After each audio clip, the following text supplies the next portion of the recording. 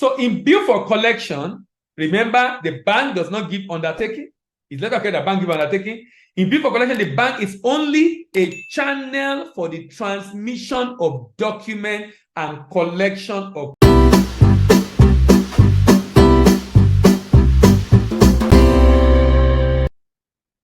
Thank you very much for stopping by on DBA TV today. My name is Dela Imibo, and I'm your expert doctor. In this video, I'll be talking about how to mitigate export business risk. Aside this series, I've discussed how to mitigate export business risk using letter of credit.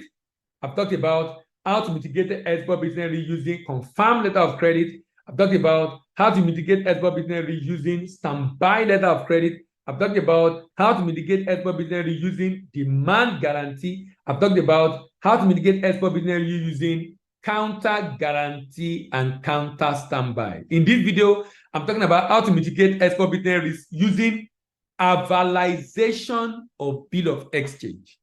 Now, this will make me need me to unpack some things first before I go to that availisation.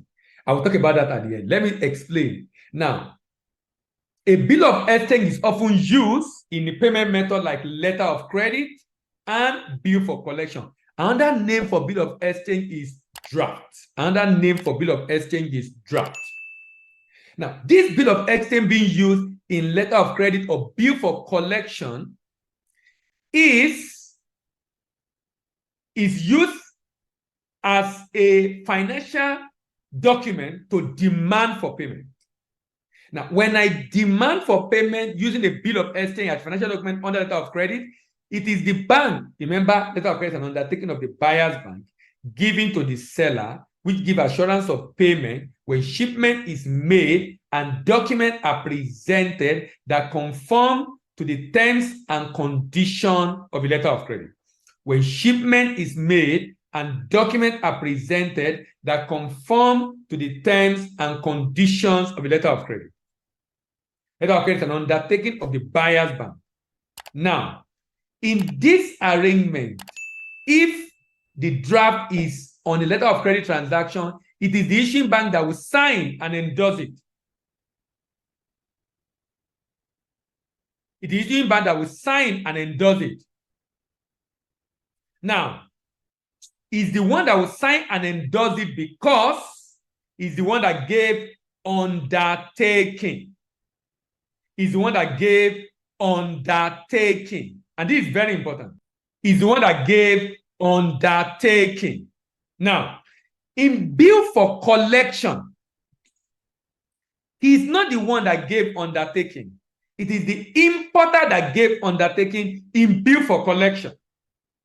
That means in bill for collection, importer give undertaking by signing a bill of exchange, telling the exporter he will pay. Now, that's now a risk. What if he does not pay? What if he does not pay? How do we mitigate the risk in a bill for collection transaction in case the importer is insolvent, he cannot be found, he didn't collect document, or he collected document and refused to pay? How do we mitigate that risk? Now, a bill for collection have a bill of exchange, a document that enable importer to give an unconditional undertaking to pay at maturity. So in bill for collection, remember the bank does not give undertaking. It's letter of credit, the bank give undertaking. In bill for collection, the bank is only a channel for the transmission of document and collection of payment. In bill for collection, the bank is only a channel for transmission of document and collection of payment. So when I ship the goods, I'll put my document together, the invoice, the bill of lading, the packing list, the inspection reports, certificate of origin. I put them together. I will send them to my bank. My bank send them to the importer's bank. The importer's bank release them to the importer. In the case of what I'm talking about, the importer sign an undertaking to pay at maturity. This, of course, a tenor bill for collection because there's one that is signed, the bank give him the document and collect the money immediately. But that's not the one we're talking about. We're talking about the one that involves draft. Now, Immediately, the importer signed the draft or bill of exchange and give it to the bank. The bank then avalize. What does that mean? Availisation is the act of guaranteeing an accepted bill of exchange. When a bank guarantees a bill of exchange already accepted by an importer, that means in addition to the undertaking of the importer, the bank is saying, we, the bank of the importer, give you undertaking to pay you.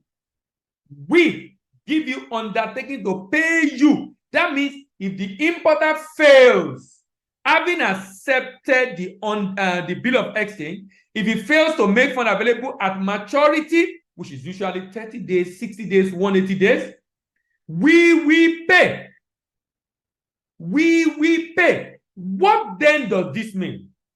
What exactly does this mean? Because you are saying we will pay. What is the implication of this?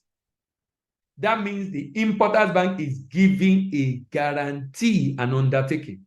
So if you have a bill for collection transaction and you want the importer says he will pay at a later date, and you are not comfortable, and you say, okay, can you get your bank to avalize? And he say yes. In the contract you are signing, you put it there that the bill of exchange will be avalized. Then you get your bank to send a message to that bank that you have signed an agreement with this customer and he has said you will avalize. Can you confirm you have an instruction from him to avalize before you ship the goods? Because you need to, so that when you send document, the bank know that is obligated to pay if this guy failed to pay. The idea is to ensure you confirm the decision of the importer's bank to avalize the bill of exchange. Confirm the decision of the importer's bank to avalize the bill of exchange, meaning the importer's bank have agreed to avalize the bill of exchange and pay. Importers have agreed to avalize the bill of exchange and pay.